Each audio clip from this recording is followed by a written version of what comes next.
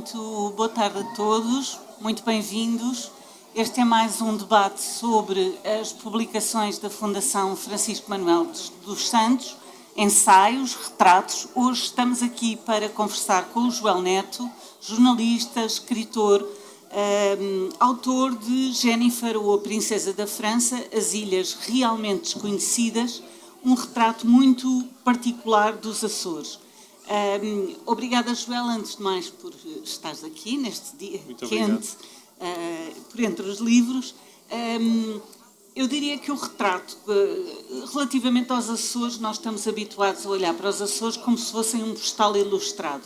E como o turismo é cada vez mais aquilo que é o motor económico dos Açores, esse postal ilustrado cada vez mais representa para o exterior os Açores.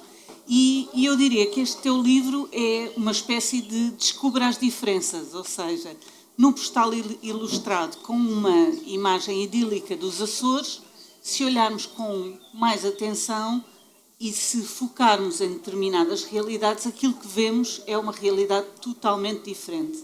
Ainda antes de sabermos quem é a Jennifer ou o que representa a Jennifer, queria que comentasses isto, ou seja, para quem aqui está e nunca foi aos Açores ou que só conhece os Açores como turista, qual é este outro lado que tu dás a ver? Boa tarde, Filipa. Obrigado. Obrigado a todos por terem vindo. Os que estão aqui, creio que ainda há ali umas cadeiras vazias. Bom, Filipa, a questão faz-me sempre lembrar aquela velha frase do Saramago que é: se puderes olhar, vê, se puderes ver, repara. Eu não tenho a certeza de que o turismo seja uma atividade em que se repare, ou que nos leve a reparar. Até porque o que nós queremos é a narrativa, e quanto melhor a narrativa, quanto mais positiva a narrativa, melhor. Dito isto, me parece que o turismo não é uma atividade especialmente propensa que se repare. É uma atividade propensa a que se olhe, porventura a que se veja, mas talvez não a que se repare. Mas dito isto, posso dizer com alguma segurança que o que este livro compreende é a surpresa para alguns açorianos, porventura até muitos açorianos, ou até a maior parte dos açorianos. Por duas razões. Primeiro, porque viver exige muitas vezes que façamos perante a vida o mesmo que o Henry James dizia que fazemos perante a ficção, que é o suspension of disbelief, a suspensão da incredulidade.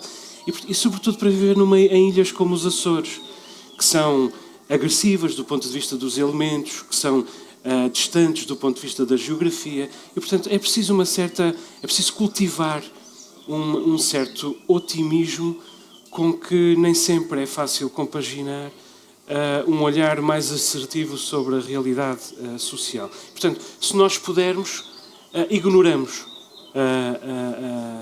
a sujidade. O Kundera falava-nos sobre isso, sobre o kitsch, não é? A negação absoluta da merda, de tudo o que a vida tem de essencialmente inaceitável.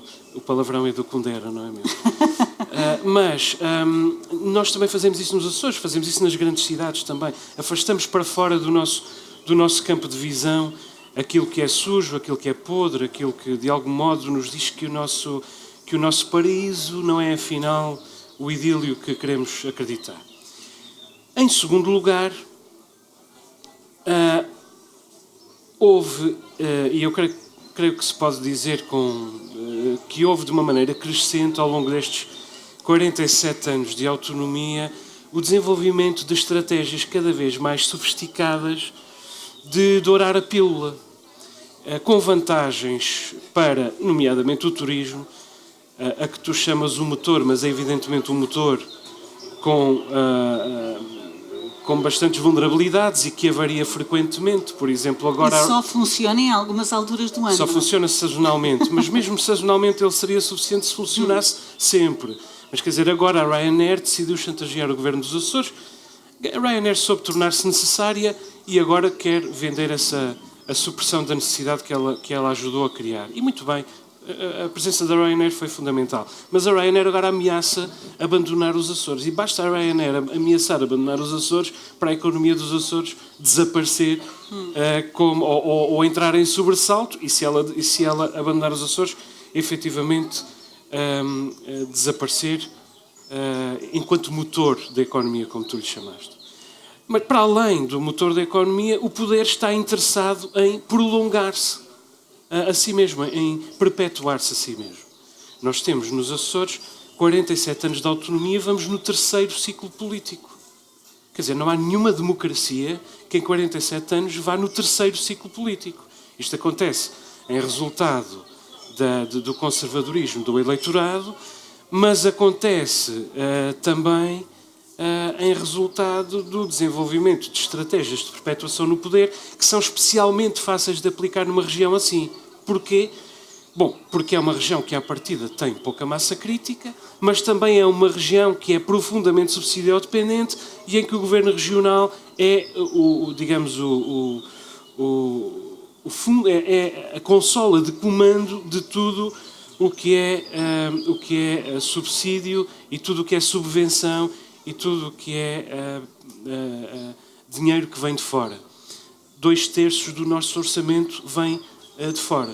Portanto, eu creio que a partir daqui é possível perceber porque é que algumas destas coisas de que este livro fala são uma surpresa até para os açorianos, tal como eram para mim.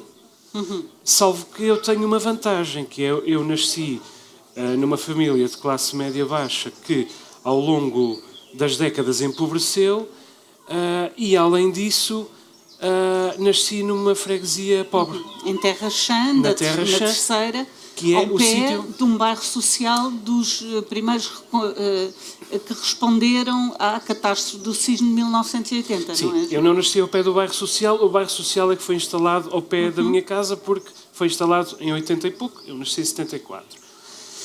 O que é que este bairro social tem de paradigmático? Este bairro social da Terra Chã, que é o maior bairro da reconstrução da Terceira, pós-sismo de 1 de janeiro de 80, que, como muitos se lembrarão, arrasou por completo o parque habitacional da Terceira, levou grande parte das famílias a viverem temporariamente em tendas, depois habitações um pouco mais condignas. No meu caso, eu vivi em tendas, vivi num celeiro de madeira. Portanto, nós percorremos essa via sacra toda, até que foi instalado na nossa freguesia um bairro social. Em 1980, a ideia de construir bairro social já começava a ser questionada nos grandes países. Entretanto, este bairro social cresceu muito, foi destruída a habitação no centro do bairro social, construída nova habitação à volta, habitação um pouco mais condigna num primeiro anel, habitação ainda mais condigna num segundo anel. Ora, nestes dois anéis são alojadas famílias convenientes para o poder. Famílias com muitos elementos e com muitos eleitores, famílias que de alguma maneira representem líderes de comunidade e famílias nomeadamente ligadas aos aparelhos partidários e que têm o papel de controleiros. Sim. E que recebem as fotografias dos votos tirados na cabine de voto no dia das eleições. Entretanto, este bairro foi alargado, foi recauchutado e depois é evidente que se discutiu o abandono do modelo do bairro social, como já acontece por todo o Ocidente. Habitação social, sim. Bairro social é um investimento no gueto. É uma exclusão em si mesma. Exatamente. É a exclusão. E é a reunião num espaço de exclusão de todos aqueles que estão excluídos. E, portanto, que nem sequer, que deixam, inclusive, de ter a oportunidade de ter um termo de comparação para a sua existência. E este é um dos problemas nos Açores. Ou seja, passam a ter, e tu dizias que enfim, tu defendes que isso é favorável a uma perpetuação de um exercício de poder nos Açores, e ao mesmo tempo estão morados, não é, nas suas vidas. Eu queria só, para quem está aqui e não conhece o teu livro é um livro de reportagem, integra a coleção dos retratos da Fundação, que é uma coleção com grandes retratos sobre múltiplos temas e realidades de Portugal, mas é uma reportagem muito sui generis, é aquilo que tu chamaste uma reportagem de ficção absolutamente verdadeira. Já lá iremos, mas... ou então pegamos aí, há pouco tu dizias que quando se olha para uma paisagem ou se é para um vegetal ilustrado ou se é um turista, necessariamente não se repara. O verbo reparar não é só olhar para, também é consertar. Esta escolha que tu fizeste desta reportagem ficção verdadeira teve a ver com certeza também com a vivência que tu tiveste dos Açores. Depois passaste bastante tempo em Lisboa, agora voltaste e tu próprio dizes que queres que o teu filho bebé cresça nos Açores, portanto tem a ver com a tua vivência, com as tuas expectativas e também, Joel, com um desejo de reparar esta realidade. É uma pergunta. Sim. Vamos a ver, eu não tenho ilusões. Só se consegue realmente transformar os Açores do ponto de vista do poder. Aquilo que eu estou a tentar é minar o caminho do poder. Porque o poder corrompe-se. O poder absoluto corrompe-se absolutamente e o poder perpétuo corrompe-se perpetuamente.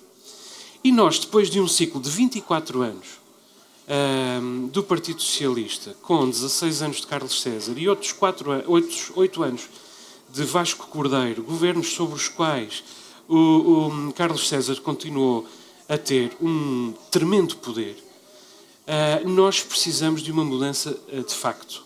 Ora, o que é a coligação de direita, apoiada pela extrema-direita, começou por fazer? Começou por anunciar a intenção de pôr as pessoas primeiro, na apresentação do programa do governo, na apresentação do primeiro orçamento. As pessoas primeiro. O Partido Socialista liderou os Açores durante 24 anos. Repito, o Partido Socialista governou os Açores durante 24 anos e nunca prometeu pôr as pessoas primeiro. Nem pôs as pessoas primeiro. Nós vivemos 2 períodos de expansão muito positivos. Os primeiros 10 anos do primeiro ciclo, foram 20 anos de PSD de Mota Amaral. Os primeiros 10 anos foram extraordinários. Investimento em infraestruturas, 9 portos, 9 aeroportos, desenvolvimento das instituições autonómicas, criação de uma identidade comum através da televisão, da universidade. Tudo isso surgiu em resultado de um esforço concertado de criação de uma identidade, de uma unidade e de um modelo de desenvolvimento. Mas o poder corrompeu-se. Em 1996 começámos um novo ciclo, 20 anos depois tivemos 8, 10 anos muito bons de abertura ao mundo, de modernização e também de assistencialismo, positivo do meu ponto de vista. Mas, como é evidente, ao fim de 8, 10 anos o poder percebeu que o assistencialismo era uma extraordinária arma eleitoral. Bom, eu não tenho ilusões de mudar seja o que for. E digo-te mais, a elite dos Açores não quer mudar seja o que for. Ainda neste momento está a ser instalada nos Açores uma velha associação do domínio do desenvolvimento económico e social, que teve um importantíssimo papel em Portugal e que nunca esteve presente nos Açores. E agora vai estar presente nos Açores. E convidaram para desenvolver uma área. E como coordenador de uma área. E eu inclinei-me para aceitar. Peço desculpa. Inclinei-me para aceitar. E perguntei que áreas é que vão ser desenvolvidas para eu perceber qual é aquela em que eu me posso encaixar melhor. Bom, pode escolher 2, que são as 2 áreas que vamos ter preferenciais. O cluster do mar, a economia do mar e a posição geoestratégica dos Açores. Eu disse, e a pobreza? E a pobreza? Estão a brincar comigo. Quer dizer, continuamos a falar do cluster do mar. Ninguém sabe do que é quer dizer cluster, ninguém sabe o que é economia do mar. E vem falar de exploração, de mineração no mar. A ciência, primeiro que a ciência permita explorar mineração no mar de uma maneira sustentável, vão passar 4 ou 5 gerações. O que é que nós estamos aqui a fazer? A discutir a economia do mar e a mineração em alto mar. Isto é uma insanidade. Nós temos de discutir a pobreza. Nos Açores, ninguém discute a pobreza. Ninguém discute a pobreza. É uma coisa absolutamente chocante.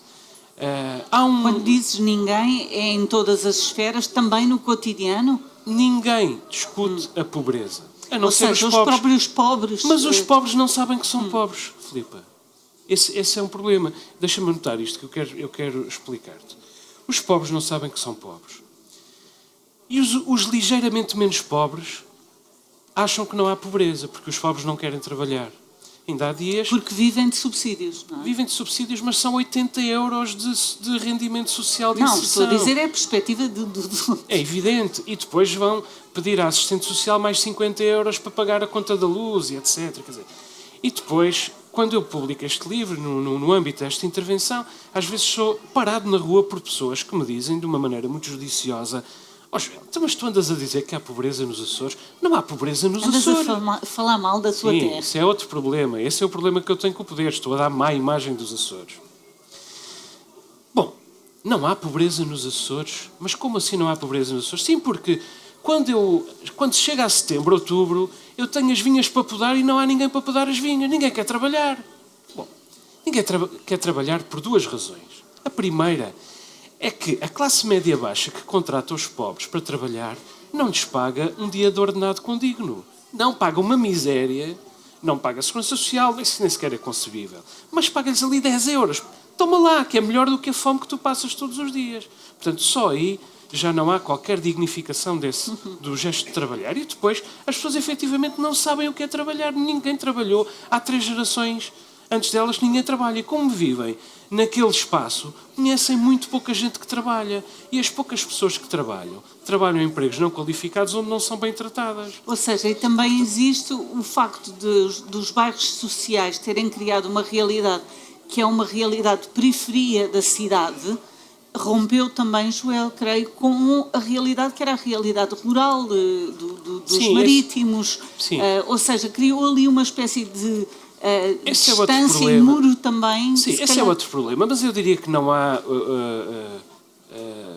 urbanidade nos Açores, só há ruralidade. Quer dizer, há um pouco de urbanidade em Ponta Delgada e em Angra do Heroísmo, eventualmente na Horta, mas nós não temos realmente cidades. Os Açores são campo. Tudo aquilo é campo. Mas os bairros sociais são um modelo de suburbano, não é? Um modelo de bairros sociais. São um modelo suburbano que se confunde com a ruralidade. Portanto, a suburbanidade dos Açores já é a ruralidade e a seguir já viria a outra urbanidade novamente, porque o espaço é pequeno. Agora, porquê é que eu quero que o meu filho cresça nos Açores? Deixa-me só acabar aquele raciocínio. Os pobres não querem trabalhar nos Açores porque não conhecem a dignidade do trabalho, não conhecem a dignificação do trabalho, não conhecem a possibilidade dignificadora do trabalho. E, portanto, muitos não querem trabalhar, como é evidente também há pobres que trabalham. Nós estamos aqui sempre a falar de grandes tendências. Porquê é que eu quero que o meu filho cresça nos Açores? Porque o meu filho é de classe média. Eu acho, francamente, que não há outro sítio melhor para viver em Portugal, para alguém de classe média, do que nos Açores. Porque nós temos a presença do mar, nós temos a tangibilidade dos elementos, nós temos a posição geográfica entre o velho e o novo mundo. Nós temos um povo hospitaleiro, caloroso. Quer dizer, eu fui profundamente feliz na minha infância. Espero que o meu filho seja profundamente feliz na sua infância. Nem me ocorre que ele cresça noutro sítio. Porque os Açores são, repito, o melhor sítio que eu conheço para a classe média viver em Portugal, e é evidente que os ricos vivem bem em qualquer lado. Os ricos vivem bem nos Açores, como vivem bem em Lisboa, no Porto, ou em Santarém, ou em Castelo Branco, porque em pouco tempo estão noutro sítio qualquer e no mês seguinte vão de férias para a Sulavésia. Mas os Açores são o pior sítio que eu conheço para um pobre viver, porque não existe mobilidade social. Não existe nenhuma possibilidade de mobilidade social. Eu próprio sou uma aberração. Eu não devia estar aqui a falar contigo nem a escrever livros. Sou uma aberração. Mas por maioria de razão... uma aberração em que sentido? Sou uma aberração no sentido de que normalmente de que o teu destino poderia não ser este. Quem vem da minha condição social original normalmente não devia estar aqui a fazer isto. Não quero martirizar-me, evidentemente. Mas... quem está abaixo seguramente não tem nenhuma possibilidade de ascender. Não existe elevador social. E eu não encontro uma pobreza mais inapelável do que essa que não vê a luz ao fundo do túnel, que não encontra um modelo de referência, que não encontra uma inspiração e que não encontra em si mesmo qualquer possibilidade de transcender a condição dos seus pais. Eu não estou a falar de uma percentagem de 2 ou 3 ou 4% da população. Nós estamos aqui a falar de números absolutamente chocantes. Neste momento, 25% dos jovens dos Açores, entre os 15 e os 34 anos, entre os 15 e os 34 anos, não trabalha nem estuda. A média de abandono escolar portuguesa é de 6%. A meta da União Europeia é de 10%. Portugal está acima das metas da União Europeia. Portugal está a fazer um grande trabalho. Nos Açores é de 27%. Aliás, não é só isso, não é? Os índices de subdesenvolvimento são arrasadores, não é? Os Açores lideram todos os rankings de subdesenvolvimento do país e, em alguns casos, toda a União Europeia. Toda a União Europeia. E, mais uma vez, voltamos à questão do retrato. Nós temos hoje o privilégio de ter o João de Melo na assistência. O Gente Feliz com Lágrimas é um retrato dos Açores, tal como foi também o retrato feito pelo Vitorino Mésio e por outros autores. Eu queria que falássemos agora desta Jennifer. Eu pensei como é que apresentaria este livro, ou como é que eu o li. E agora vais-me dizer se aceitas ou não, eu diria, é uma miúda que não existe, uma esperança que também não existe, ou que parece que não existe, e uma realidade, essa sim, que comprovadamente existe, sustentada por casos e por números, em alguns aspectos, aterradores. Esta Jennifer, que é um compósito, é uma criação, tu poderás explicar melhor o que é que ela é. É um compósito de todos os dados e de todos os dados concretos e de todas as marcas impressivas que tu tens daquela realidade, certo? Esta Jennifer quer sair dali. Queres dizer-nos de onde é que veio esta narrativa verdadeira? Bom, o António Araújo pediu-me um livro sobre os Açores há muitos anos. Creio que em 2015, quando finalmente um livro meu não foi um fracasso, que foi o Arquipélago, em 2015. Foi um livro bem sucedido e entre as oportunidades que apareceram, uma daquelas a que eu disse mais depressa que sim, foi ao convite do António Araújo, diretor da coleção Retratos da Fundação, destes livros, para escrever um livro sobre os Açores. Eu perguntei-lhe, mas sobre o que é ele? Sobre o que tu quiseres. Eu podia escrever sobre uma flor dos Açores, podia escrever sobre as lagoas dos Açores, sobre a gastronomia da Terceira. Tenho páginas absolutamente apaixonadas nos meus livros sobre a gastronomia dos Açores, sobre a paisagem, sobre a flora dos Açores. Tenho páginas absolutamente apaixonadas nos meus livros A Vida no Campo, no Arquipélago, no Meridiano 28. Tenho grande paixão pelas coisas magníficas que os Açores têm. Só que eu pensei que se podia escrever um ensaio, uma reportagem, devia fazer alguma coisa que talvez a ficção não me permitisse. E queria escrever sobre a pobreza por diferentes razões.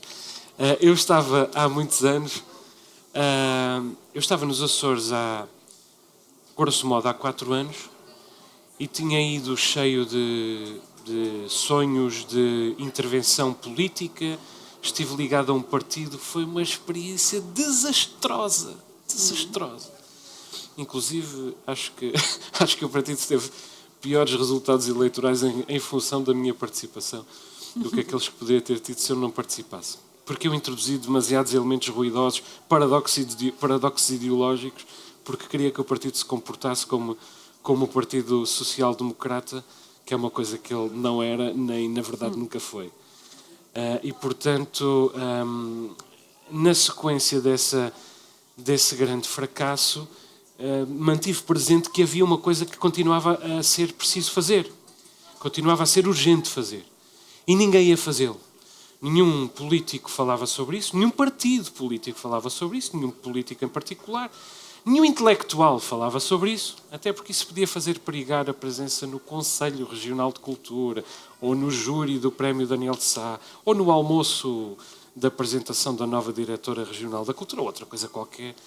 E, portanto, ninguém estava disponível para abdicar dessas pequenas coisas. Eu, quando digo ninguém, também estou a caricaturar, mas talvez houvesse alguém que estivesse interessado e não encontrasse em si mesmo força para o fazer sozinho, peço desculpa, ou alguém, ou meios. Bom, meios eu também não tinha, não é? Sim, mas mais alguém com quem fizesse, não é? Sim, é verdade. Que era falar sobre a pobreza. E quer dizer, deixa-me só recapitular os índices de desenvolvimento humano, de subdesenvolvimento humano. Eu peço desculpa, 2 minutos a vossa atenção para ler os índices de subdesenvolvimento humano que os Açores lideram a nível nacional. Regularmente ou em permanência. Quase todos eles em permanência. Mas para o caso, no ano passado, não terem ficado em primeiro lugar na mortalidade infantil, e alguém encontrar essa informação no INE, eu garanto que esteve em primeiro lugar nos 5 anos anteriores. Violências. Violência doméstica, abuso sexual, incesto, gravidez na adolescência, ritmo de crescimento da criminalidade violenta, crimes contra as pessoas em geral. Isto é surpreendente, não é? Educação e cultura, analfabetismo, déficit de formação escolar básica, taxa de retenção escolar, absentismo escolar, abandono escolar precoce, mais do quádruplo da média nacional e a maior taxa de toda a União Europeia. Eu recordo que grande parte da Europa, há 30 anos, estava a ver um processo pós-revolucionário totalmente tenebroso. Não é? Já todos ultrapassaram os Açores largamente. Escassez nas práticas e nos consumos culturais. Depois, saúde e dependências, obesidade infantil, mortalidade infantil, diabetes, alcoolismo, incidência cancerígena, índices de produção e consumo de drogas sintéticas, 1/3 do total do país. 1/3 do total absoluto do país, numa terra que é 40 vezes mais pequena. Não se esqueçam disto. Suicídio jovem, esperança média de vida. Nós nos Açores temos uma esperança média de vida 4 anos inferior à esperança média de vida nacional. Quem aqui é de ciências e conhece a lei dos grandes números, tem a noção que quanto maior é um universo, maior as estatísticas tendem para a uniformização. E nós temos um universo de 250 mil pessoas comparado com um universo de 10 milhões de pessoas. Se os Açores vivessem menos 4 anos do que o resto da população nacional, se os açorianos vivessem menos 4 meses, do que o resto dos portugueses, seria dramático. Nós teríamos de parar a olhar para aquilo. Mas nós vivemos menos 4 anos. Ninguém o questiona. Desemprego, risco de pobreza, desemprego, desemprego, porque o pós-pandemia foi favorável. Tivemos um ano favorável no ano passado. Eu vou tirar.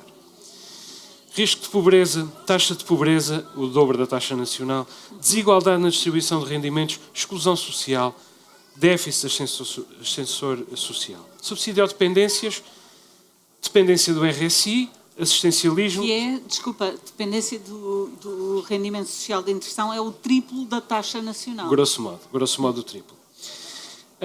Déficit, subsídio à dependência em geral, participação cívica e política, maior taxa de abstenção do país em todas as eleições, menos numa, que são as regionais, porque são as únicas pessoas que votam nas regionais. Indicadores a crescer todos os anos, toxicodependência, corrupção, crime em geral. No mês passado eu tive uma lição sobre como produzir drogas sintéticas com junkies, com toxicodependentes. É absolutamente chocante como em 5 minutos se pode reunir no mercado dos Açores, aliás no mercado do país também, mas nós temos o know-how porque alguns repatriados dos Estados Unidos nos trouxeram este know-how e nós com tintura de iodo, só da cáustica, imaginem. Lixa dos fósforos Rio Bravo, se não comprem quaisquer fósforos, tem que ser os fósforos Rio Bravo e a lixa dos fósforos Rio Bravo e efedrina extraída por um processo químico que eu não consigo explicar do Actifed ou do Dinaxil, que já agora são medicamentos de venda livre, facilmente adquiríveis às 2 e às 3 caixas de cada vez, no instante se produz uma quantidade suficiente de droga sintética para dizimar um bairro social. Não é para mandar um bairro social para o hospital, é para dizimar o bairro social. No ano passado explodiu um laboratório na freguesia da Água Alva, na Ilha Terceira, morreu uma pessoa. Nos jornais veio que morreu uma pessoa numa explosão. Estes índices de subdesenvolvimento humano estão todos os dias nos jornais. Todos os dias abre-se um jornal dos Açores ou sintoniza-se a RTP Açores. Eu escrevo para os jornais dos Açores e colaboro com a RTP Açores e com a Antena Açores. Portanto, eu até estou a falar contra os meus próprios interesses. Nós abrimos um meio de comunicação dos Açores e vemos todos os dias uma notícia. Mas isto há... Açores lideram na mortalidade infantil. Amanhã, Açores lideram na gravidez precoce. Eu vejo estas notícias há 12 anos, comecei a despertar para esta realidade e a escrever sobre isto. Nunca nenhum jornal, nunca nenhuma rádio, nenhuma televisão se sentou a encontrar o padrão entre estas notícias, a dizer estas notícias contam uma história só. A mesma coisa acontece com os intelectuais, como eu já disse, a mesma coisa acontece com os políticos. E quer dizer, porventura este é um trabalho de que não vai resultar grande coisa. Resulta, sobretudo, colocar o assunto na agenda. Joel, chatear um bocadinho. Pedia-te novamente, quem é Peço esta desculpa. Jennifer? Vamos voltar à Jennifer. Vamos voltar à Jennifer. O que é que quem pega neste Quando livro... eu quis contar a história... O que é que tu quiseste reunir? Quais são as características que tu quiseste reunir nesta personagem, não é? Sim. E que enredo é que tu contas através dela? Bom, esta é uma menina de 8 anos, que vive de 11 anos, que vive num bairro social dos Açores, que tem uma irmã ligeiramente mais velha e que engravida precocemente do dono do café da aldeia e aparentemente também líder do tráfico de droga nessa aldeia. Na verdade, é um bairro social. Ela tem, no entanto, um plano para que tanto ela como a irmã possam não apenas transcender a condição de vida dos pais, como evadir-se do bairro social onde vivem. E esta é a história de um jornalista que, quimericamente, acredita ter encontrado na história de Jennifer um modo de contar uma história favorável, otimista, sobre os Açores. Se isso vai acontecer ou não, é aquilo que está por definir. É claro que a Jennifer é um compósito de todas estas histórias de que eu falei até aqui, seja enquanto vítima, seja enquanto testemunha, seja, porventura, enquanto algoz, porque, na verdade, nesta espécie de vida que estas pessoas, eu ia dizer partilham, mas, na verdade, na vida que divide estas pessoas, todas elas também são, de algum modo, lobo do homem, não é? Todas elas são, de algum modo, inimigas umas das outras. Joel, para não, depois destes números aterradores e desta realidade que é preciso conhecermos dos Açores, não queria que terminássemos sem tu deixares pelo menos um sinal de esperança. Ou seja, quando tu pensas no teu filho, que é bebê ainda, é muito pequenino, não é? Tem Sim, meses, 6 meses, está 6 ali. meses. Algures. O que é que tu achas, qual é dois fatores da realidade atual dos Açores que te faça ter esperança numa mudança? O que te façam ter esperança nisso? Eu tenho esperança nas pessoas. Não vale a pena ter esperança na sociedade, na associação entre pessoas. A associação entre pessoas tende a ser perniciosa, em particular neste tempo. Mas eu tenho esperança nas pessoas. E eu tenho esperança no meu filho, quer dizer, e é pelo meu filho que eu tenho esta intervenção, é pelos meus sobrinhos. Se calhar já não vou a tempo Ou talvez vás. de ajudar os meus sobrinhos. Eu sei que o teu papel é ingrato, porque eu estou a deprimir as pessoas, eu sei perfeitamente. Não tem a ver Mas com este isso. livro Temos mesmo é que cortar o tempo. tem a intenção de deprimir as pessoas. Não, nada disso. Fica um convite para lerem Jennifer ou A Princesa da França. Está à venda aqui ao lado e o autor vai estar disponível para autógrafos. Muito obrigada, Joel. Muito obrigada a todos. Muito obrigado.